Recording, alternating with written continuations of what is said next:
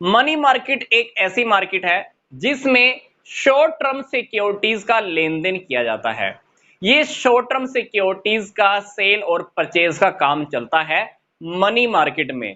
मतलब जिन सिक्योरिटीज की maturity period 1 साल से कम होती है, मतलब ऐसी सिक्योरिटीज जिनका भुगतान का अवधि 1 साल से कम होता है, या कह लीजिए कि बस मैक्सिमम 1 साल, उसको हम बोलेंगे शॉर्ट टर्म सिक्योरिटीज।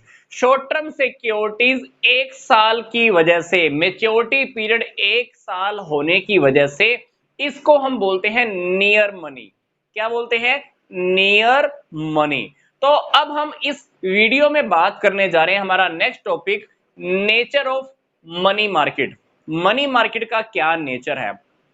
सिंपल सी बात है, ध्यान से देखो, कुछ बातें तो हमारी यहां पर ही निकल कर आ रही हैं। कौन सी सिक्योरिटीज का लेन देन हो रहा है? शॉर्ट टर्म सिक्योरिटीज का। दूसरी बात, मेच्योरिटी पीरियड कितना है? 1 साल। तीसरी बात, नियर मनी भी हम इसको बोलते हैं। तो इसी तरह से अब हमको मनी मार्केट का नेचर देखना है। पहली बात, मोर लिक्विडिटी। इस मार्केट के अंदर, मनी मार्केट में लिक्विडिटी बहुत ज्यादा होती है। मतलब आप चाहो, जब चाहो अपनी सिक्योरिटीज को सेल कर सकते हो, जब चाहो अपनी सिक्योरिटीज को और परचेज भी कर सकते हो, क्योंकि मेच्योरिटी पीरियड इनका 1 साल ही होता है मैक्सिमम। आपने मान लो आज सिक्योरिटीज खरीदी, 2 महीने के बाद आपका मन है कि मेरे को अपनी सिक्योरिटीज को सेल करना है, तो आप उसको सेल भी कर सकते हो। क्योंकि मनी मार्केट के अंदर जो सिक्योरिटीज होती हैं वो treasury bills, commercial paper, call money, certificate of deposit और इसी तरह से कमर्शियल बिल, कमर्शियल पेपर, ये सारे मनी मार्केट के अंदर आते हैं। और इन सब की जो मेच्योरिटी पीरियड होती है वो 1 साल या 1 साल से कम की ही होती है। तो आप कभी भी इनको सेल और परचेज कर सकते हो। इसको सेल और परचेज करने के लिए for example finance house of India, जिसको हम बोलते हैं discount finance house of India, इसकी स्थापना की गई है। ये क्या करते हैं? ये रेडीमेड मार्केट अवेलेबल कराता है। आप जब चाहो इसकी हेल्प से अपनी सिक्योरिटीज को सेल कर सकते हो। ये आपको बदले में क्या प्रोवाइड करवा देता है? पैसा प्रोवाइड करा देता है। इसी तरह से जो सेकंड हमारा जो नेचर है वो है लो ट्रांजैक्शंस कॉस्ट। इस मनी मार्केट में दलालों की, कमीशन एजेंट्स की जरूरत नहीं होती। आप खुद ही इन ट्रांजैक्शंस को कर सकते हो। सेल परचेज का काम आप खुद ही कर सकते हो। इसलिए यहां पर जो ट्रांजैक्शंस की जो कॉस्ट आती है, लेन देन करने की जो लागत आती है, वो बिल्कुल कम आती है। तीसरी बात, शॉर्ट टर्म फाइनेंशियल एसेट्स। ये बात हमने पहले भी स्टडी कर ली थी कि मनी मार्केट में जो ट्रांजैक्शंस होती हैं वो शॉर्ट टर्म एसेट्स की ही होती हैं। शॉर्ट टर्म फाइनेंशियल एसेट्स की ही ट्रांजैक्शंस होती हैं जिनका मेच्योरिटी पीरियड भी 1 साल या 1 साल से कम ही होता है। चौथी बात, मैनी सब मार्केट। मनी मार्केट के अंडर में काफी सारी मार्केट आती हैं। For example treasury bill market, commercial paper market, commercial money market, certificate of deposit market, commercial bill market. ये सारी एक अलग अलग मार्केट होती है। अगर आपने कॉल मनी परचेज या सेल करनी है तो कॉल मनी की मार्केट में चाहिए। तो हर एक की अलग अलग मार्केट है। तो मनी मार्केट के अंडर में देखा जाए तो सब मार्केट हो गई। ये मार्केट अलग, ये मार्केट अलग, ये मार्केट अलग, एंड सो ऑन। नेक्स्ट हमारा टॉपिक है balance in the demand and supply. ये क्या करता है? डिमांड और सप्लाई के अंदर कोऑर्डिनेशन पैदा करता है, कोऑर्डिनेशन बना के रखता है। सप्लाई वालों को सप्लाई करनी है, डिमांड वालों को क्या पैसे की रिक्वायरमेंट है, तो ये मनी मार्केट क्या करता है? दोनों के अंदर कोऑर्डिनेशन बना के रखता है। सप्लाई वालों से पैसा लेकर फाइनेंस लेके किनको अवेलेबल करा देता है? डिमांड वालों को अवेलेबल करा देता है। तो मनी मार्केट डिमांड और सप्लाई दोनों साइड्स के जितने भी लोग होते हैं उनके अंदर कोऑर्डिनेशन बना के रखता है, संतुलन बना के रखता है।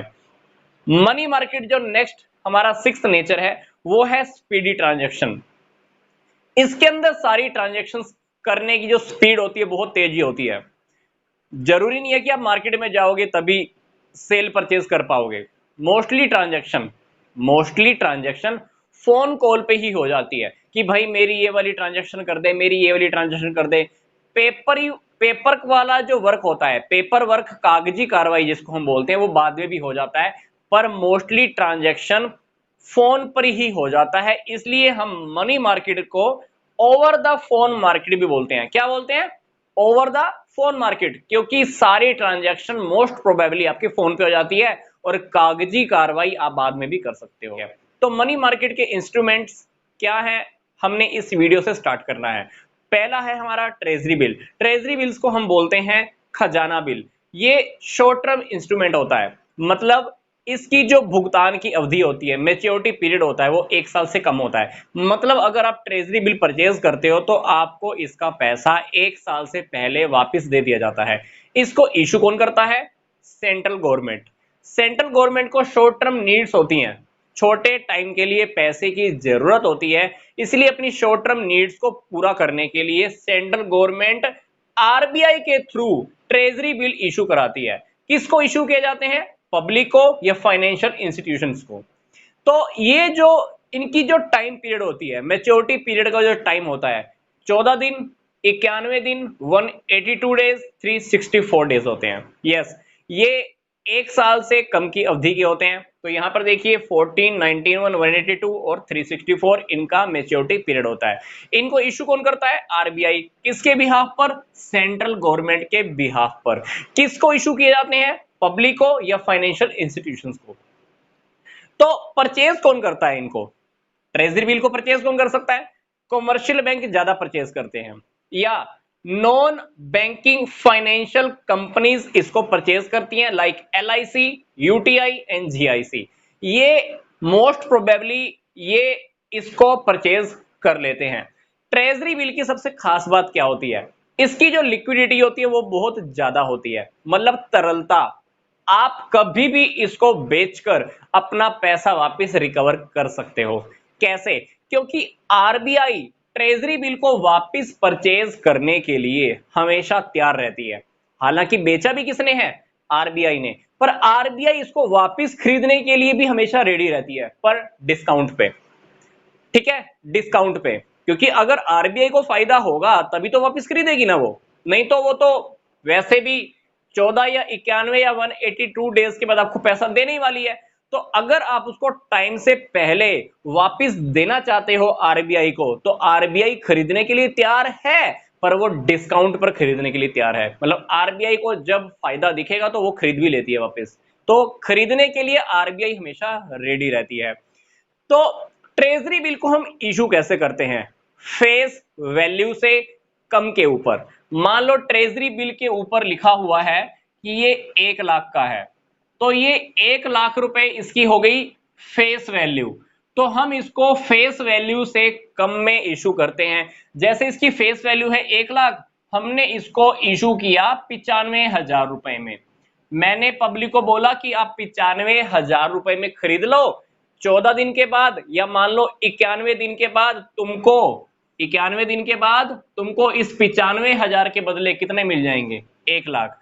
इसलिए ट्रेजरी बिल के बारे में आपको मैं क्या बता रहा हूं, इसको जब इशू किया जाता है तो फेस वैल्यू से कम पे इशू किया जाता है। इसकी वैल्यू जितनी होती है उससे कम प्राइस में पब्लिक को या कॉमर्शियल बैंक्स को या नॉन बैंकिंग फाइनेंशियल इंस्टीट्यूट्स को सेल किया जाता है। जो बीच का जो गैप होता है वो ऐसा समझ लो कि आपकी इनकम होती है। मान लो मैंने 95,000 रुपए में खरीदा, 91 दिन के बाद मुझे 1 लाख मिल जाते हैं। जो बीच का जो 5,000 का डिफरेंस है वो कह सकता हूं कि मेरी अर्निंग है। ट्रेजरी बिल की सबसे खास बात, इसके ऊपर इंटरेस्ट की रेट कभी भी फिक्स नहीं होती। इंटरेस्ट की रेट ट्रेजरी बिल पर कभी भी फिक्स नहीं होती, इसीलिए हम इसको बोलते हैं जीरो कूपन बॉन्ड। क्या बोलते हैं? Zero coupon bond. अगली बात, इसका जो मिनिमम अमाउंट होता है ट्रेजरी बिल का वो 25,000 का होता है। मतलब आप 25,000 के मल्टीप्लाई के अंदर कितने ही ट्रेजरी बिल परचेज कर सकते हो। मिनिमम अमाउंट एक ट्रेजरी बिल का कितना होगा? 25,000। ठीक है, अब बात आती है कि ट्रेजरी बिल की डीलिंग कैसे होती है। डीलिंग मतलब इसको मार्केट में सेल करना। आरबीआई मतलब मार्केट में सेल करती है। कैसे करेगी, डीलिंग कैसे होगी, जान लेते हैं। डीलिंग करने के दो तरीके। पहला तरीका फिक्स्ड डिस्काउंट। डिस्काउंट हमने पहले ही फिक्स कर दिया, पब्लिक को हमने बता दिया। डिस्काउंट पहले ही फिक्स कर दिया, पब्लिक को बता दिया। मान लो मैंने ट्रेजरी बिल इशू किया 95,000 रुपए में, और उसका जो फेस वैल्यू है कितना है, 1 लाख। तो ट्रेजरी बिल मैंने आम पब्लिक के सामने या नॉन बैंकिंग फाइनेंशियल इंस्टीट्यूशन को या कॉमर्शियल बैंक को सबको बता के ही इशू किए, पर जो उसका फेस वैल्यू था उससे कम में इशू किए। तो डिस्काउंट की रेट हम अगर पहले से भी फिक्स कर सकते हैं, तो डिस्काउंट की रेट पहले से फिक्स है और मैंने बोल दिया 91 दिन के बाद या 182 डेज के बाद आपको 95,000 के बदले में कितने मिल जाएंगे, 1 लाख रुपए मिल जाएंगे। तो इसकी डीलिंग का पहला तरीका कि डिस्काउंट आप पहले से फिक्स करके भी इसको सेल कर सकते हो। दूसरा तरीका क्या है, दूसरा तरीका है डीलिंग करने का। डिस्काउंट हम पहले से फिक्स नहीं करते हैं, हम क्या करेंगे, इसकी ऑक्शन करेंगे। ऑक्शन का मतलब है कि नीलामी की जाती है। हम इसका टेंडर निकालते हैं, लोग टेंडर भर के भेजते हैं। फॉर एग्जाम्पल मैंने क्या किया, ट्रेजरी बिल मैंने इशू किए 1 लाख के। मैंने आम पब्लिक को बोला कि आप लोग बोली लगाओ, नीलामी करो इसकी। जो सबसे कम डिस्काउंट पे लेगा, जो सबसे कम डिस्काउंट पे लेगा इस ट्रेजरी बिल को, उसको ट्रेजरी बिल इशू कर दिए जाएंगे। अब एक पर्सन ने बोली लगाई मान लो 95,000 रुपए में, एक ने लगाई 98,000 रुपए में, एक ने लगाई 90,000 रुपए में, एक ने लगाई मान लो 85,000 रुपए में।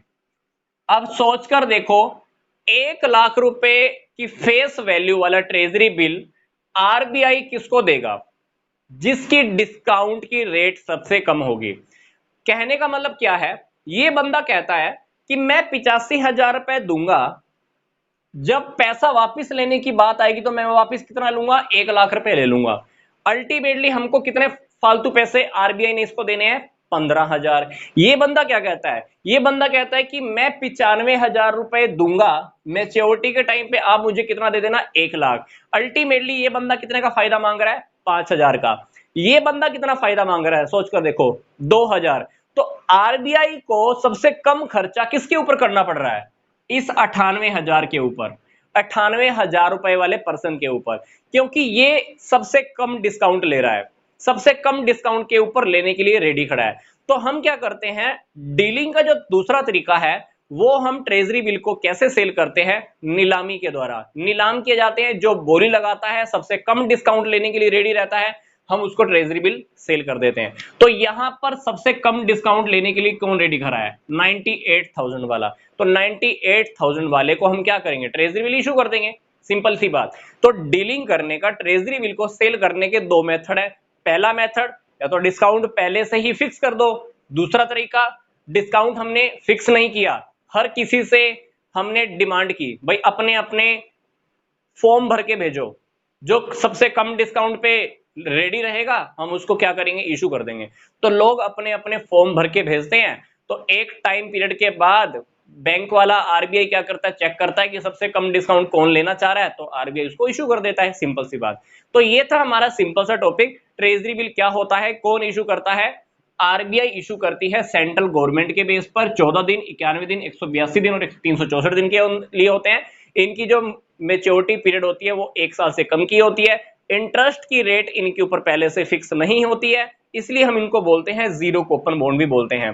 ठीक है, मोस्ट प्रोबेबली ये कौन खरीदता है, commercial bank, non banking financial institutions.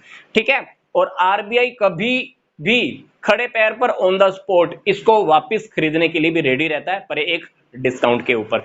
तो अब हम मनी मार्केट के अंडर ही दूसरा टॉपिक स्टडी करने जा रहे हैं, commercial paper. Commercial paper shortcut CP, it's also called the short term unsecured promissory note. हम इसको क्या बोलते हैं, अल्पकालीन असुरक्षित प्रतिज्ञा पत्र। क्योंकि ये कौन इशू करता है, कंपनीज इशू करती हैं, जबकि हमने आरबीआई ने जो ये इशू किया था इसको हम सिक्योर फॉर्म बोलते हैं। ये सुरक्षित होते हैं, जबकि कॉमर्शियल पेपर असुरक्षित होते हैं, सिक्योरिटी कम होती है, सिक्योरिटी ना के बराबर होती है, क्योंकि इसको इशू करने वाला कौन होता है? कंपनीज। कंपनीज क्यों इशू करती हैं? अब हमारे सामने बात ये आती है, कंपनीज को अपनी शॉर्ट टर्म नीड्स को पूरा करना होता है, या लगा लो कि सीजनल नीड्स को पूरा करना होता है, या वर्किंग कैपिटल के लिए पैसा चाहिए होता है। फॉर एग्जांपल मान लो सीजन का टाइम है, मेरे को मार्केट में से कुछ परचेज करना है, तो मैं क्या करूंगा? कॉमर्शियल पेपर इशू कर दूंगा, पैसे की मेरी जरूरत पूरी हो जाएगी, थोड़े टाइम के बाद मैंने जिससे पैसा लिया था उसको मैं रिटर्न कर दूंगा। इसी तरह से ही वर्किंग कैपिटल मतलब डेली रूटीन के खर्चों को पूरा करने के लिए कभी कभी कंपनीज को पैसे की जरूरत होती है। कंपनी क्या करती है? कॉमर्शियल पेपर को इशू कर देती है, पैसा इकट्ठा कर लेती है, जब रिटर्न करने का टाइम आएगा तब तक हमारा काम पूरा हो चुका होगा और हम पैसा रिटर्न कर देते हैं। कॉमर्शियल पेपर को हम ब्रिज फाइनेंसिंग भी बोलते हैं। ब्रिज फाइनेंसिंग क्यों बोलते हैं पता है आपको? क्योंकि ये हमारे लिए एक सेतु का काम करता है। फॉर एग्जांपल कंपनी ने मान लो इक्विटी शेयर इशू करने हैं। क्या इशू करने हैं? Equity share. अब इक्विटी शेयर के इशू करने के टाइम पे कंपनी को पता है कि इशू करने के टाइम पे काफी सारे एक्सपेंसेस होने वाले हैं, इशू करने के टाइम पर काफी सारे एक्सपेंसेस होने वाले हैं, उन एक्सपेंसेस को फेस करने के लिए हमारे पास पैसा नहीं है, तो इक्विटी शेयर को इशू करने से पहले कंपनी क्या इशू कर देगी? Commercial paper. कॉमर्शियल पेपर से पैसा आएगा और कंपनी क्या करेगी? इक्विटी शेयर को इशू करने के ऊपर जो खर्चा आएगा उस खर्चे को इजीली भुगतान कर पाएगी। कंपनी को काफी सारे और खर्चे भी करने होते हैं, हो सकता है कंपनी के पास खर्चों को पूरा करने के लिए, भुगतान करने के लिए, पेमेंट करने के लिए पैसा ना हो, कंपनी क्या करेगी? कॉमर्शियल पेपर इशू कर देती है। तो कॉमर्शियल पेपर क्या करता है? हमारा जो मेन टारगेट होता है उस टारगेट को पूरा करने के लिए बीच में ब्रिज का काम करता है, ताकि हमारा जो मेन टारगेट है वो टारगेट हमारा पूरा हो जाता है। जब हमारा टारगेट कंप्लीट हो जाएगा तो हम क्या करेंगे? कॉमर्शियल पेपर का पैसा वापिस रिटर्न कर देते हैं। इसको सेल कैसे करते हैं? इसको हम सेल कर सकते हैं या तो बायर को डायरेक्ट, मतलब जिसने खरीदना है, या तो आप इसको डायरेक्ट सेल कर दो, या आप इसको एजेंसी के थ्रू भी सेल कर सकते हो। आपने एजेंसी को सेल किया, एजेंसी ने आगे लोगों को सेल किया, सीपी। अब बात करते हैं कि इसको खरीदता कौन है? Banks, banking companies, unit trust, कुछ फर्म्स इसको परचेज कर सकते हैं। मैं आपको फिर से बता रहा हूं, परचेज करने वाले ये। हम बेच किस किस को सकते हैं? अगर बेचने का तरीका है, या तो आप बायर को, खरीदने वाले को डायरेक्ट बेच दो, या आप इनडायरेक्ट भी सेल कर सकते हो एजेंसीज के थ्रू। इसकी जो फेस वैल्यू होती है कितनी होती है? कम से कम 5 लाख। जबकि हमने क्या स्टडी किया था, ट्रेजरी बिल की जो फेस वैल्यू होती है मिनिमम कितनी होती है? 25,000 रुपए होती है, पर इसकी फेस वैल्यू कम से कम 5 लाख। इसकी जो टाइम पीरियड होती है 15 दिन से लेकर 12 महीने का, 15 दिन से लेकर 12 महीने तक का इसका मैच्योरिटी पीरियड हो सकता है। Mostly commercial bill, sorry, mostly commercial paper जो हम इशू करते हैं डिस्काउंट पे करते हैं, पर कभी कभी कंपनी कॉमर्शियल पेपर को इंटरेस्ट के ऊपर भी इशू करती है। मतलब आपको जब पैसा वापस मिलेगा तो आपको इतना उसके ऊपर इंटरेस्ट इतने दिनों का मिल जाएगा। ठीक है, इसको सेल परचेज करने के लिए बाद में कोई एक्टिव सेकेंडरी मार्केट अवेलेबल नहीं होती। मान लो किसी पर्सन ने बाद में इसको सेल करना हो, एक बार तो खरीद लिया, किससे खरीदा? कंपनी से। जिस कंपनी ने सेल किया कॉमर्शियल पेपर उससे तो खरीद लिया। बाद में सामने वाले ने अगर बेचना हो तो उस बेचने के लिए सामने वाले पर्सन को सेकेंडरी मार्केट अवेलेबल नहीं होती, तो सामने वाला पर्सन क्या कर सकता है? कंपनी को एप्लीकेशन लिख सकता है, प्रार्थना कर सकता है।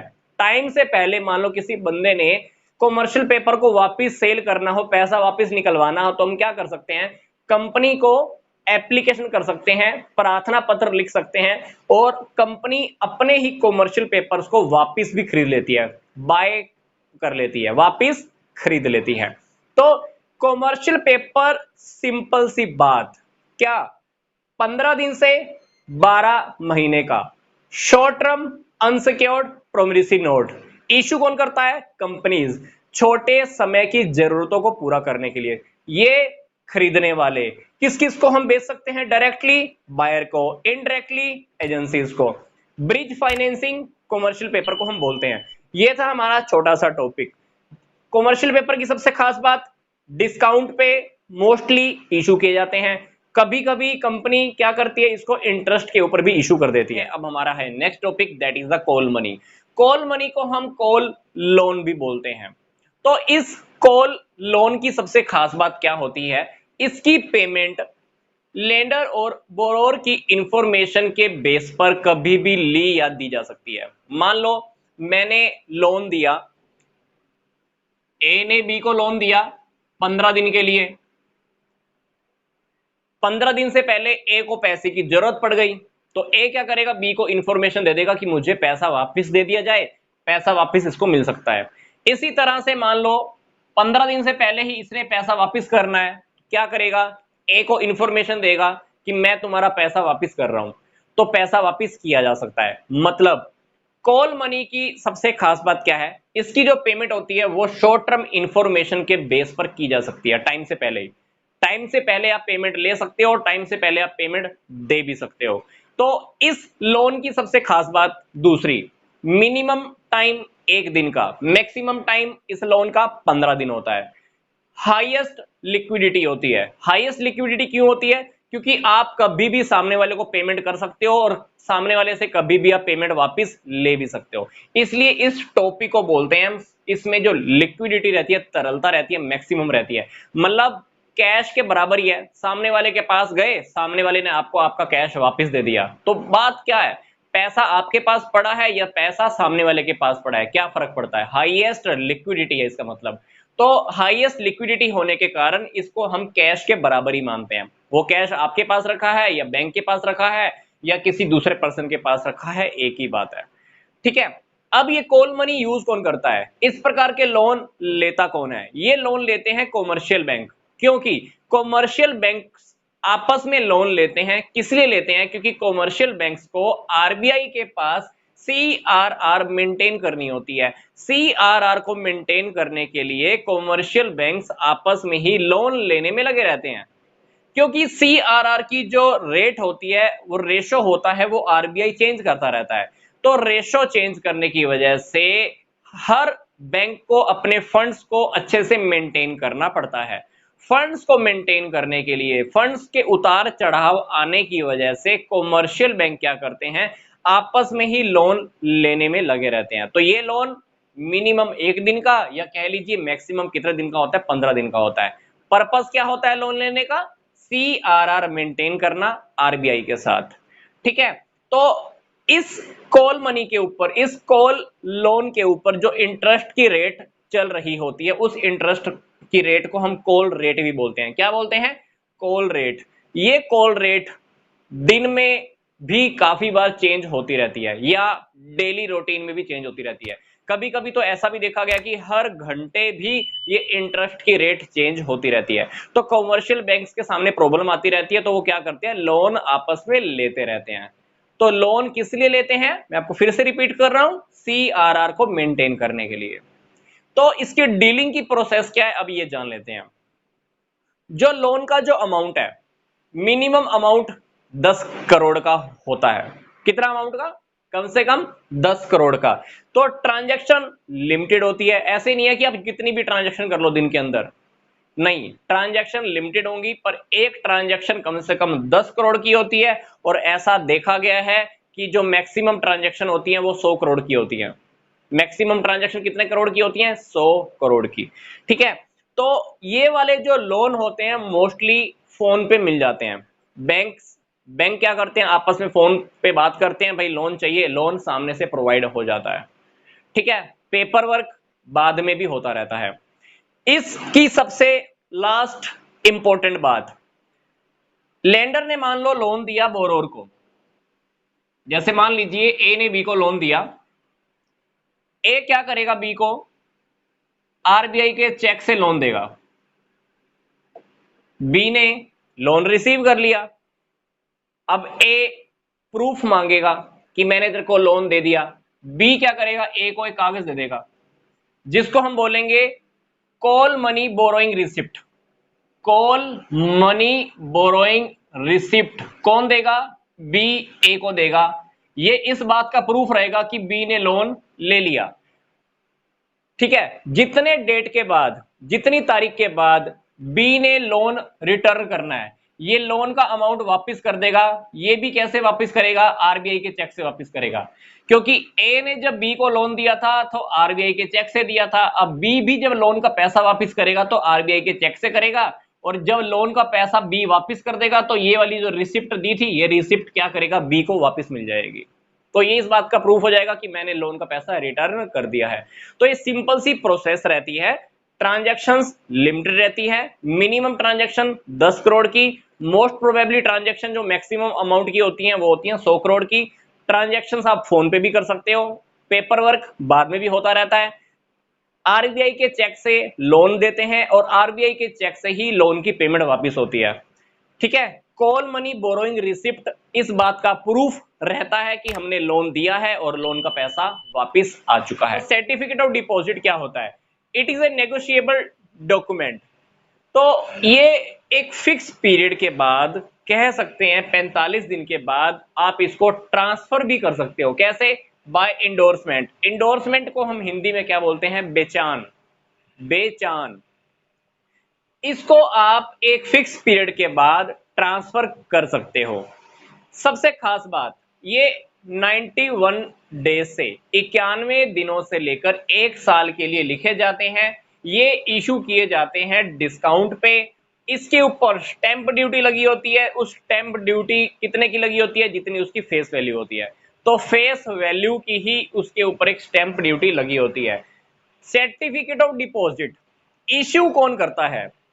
शेड्यूल्ड कॉमर्शियल बैंक और Indian financial institutions like IDBI, IFCI, ICICI, SIDBI, SIDBI और एक्सिम बैंक।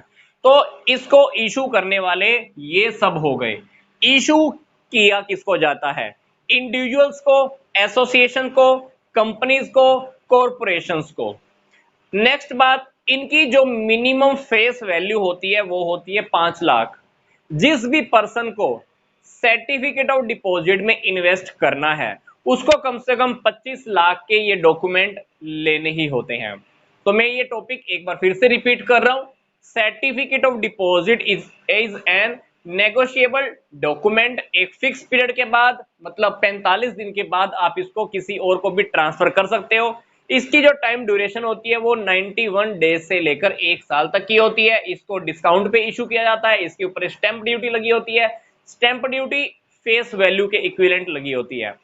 इसको इशू करने वाले, ये इशू किसको किसको किया जा सकता है? इंडिविजुअल को, एसोसिएशंस को, कंपनीज को, कॉरपोरेशन को। मिनिमम जो फेस वैल्यू होती है इसकी होती है 5 लाख।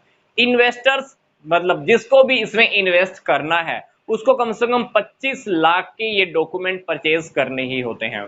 तो ये था हमारा पहला टॉपिक, सर्टिफिकेट ऑफ डिपॉजिट का। अब हम बात करने जा रहे हैं कि कॉमर्शियल बिल क्या होते हैं।